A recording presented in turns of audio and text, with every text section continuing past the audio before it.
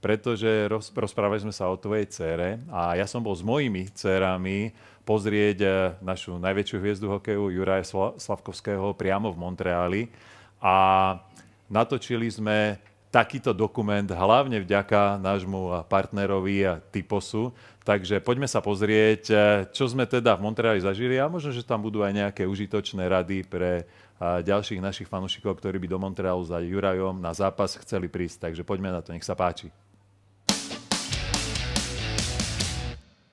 Ahojte, náš hokejový výlet začína samozrejme ubytovaním v hoteli, ktorý nám odporúčila montrealská hokejová legenda Rišo Zetník. A tento hotel sa nachádza 100 metrov od arény na jednu stranu a na druhú stranu 100 metrov od známej obchodnej ulice St. Catherine Street. Každý hokejový fanúšik sa isto bude chcieť zastaviť vo fanshope a preto je veľmi dôležité vedieť, že tu nájdete dva typy oficiálnych dresov. Jedna značka je presne tá, ktorú nosia hráči, a druhá značka je vytvorená iba pre fanúšikov a na voľné oko teda naozaj rozdiel neuvidíte, ale keď sa pozriete na tú cenu, tak to si myslím, že už áno. A viete čo? Za mňa jednoznačne najšalenejším suvenírom je táto zlatá reťaz, ktorá je tu v Montreali aj veľkým hitom. No a mne už vyhľadlo, tak poďme sa najesť. Tak tým, že sme v Montreali, nemohli sme vynechať typický poutine.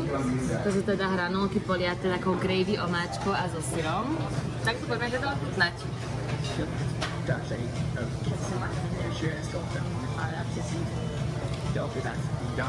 Akože nebudem klamať, asi som vyššia na ten šalát, ale není to zlé, ale tak môžeš si to nechať.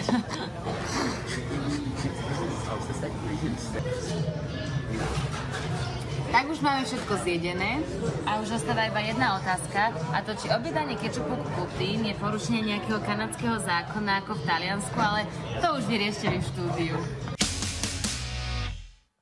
No, tak prišlo na dve témy, ktoré mňa zaujali najviac, čo moje dcery teda vytiahli, a to, že Simonka ukázala takúto frajerinu, tak toto je najväčšia vychytávka, ktorá sa teraz vo fanshopoch v NHL predáva.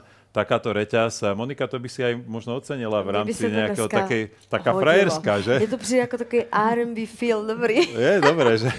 Tak toto je najväčší hit.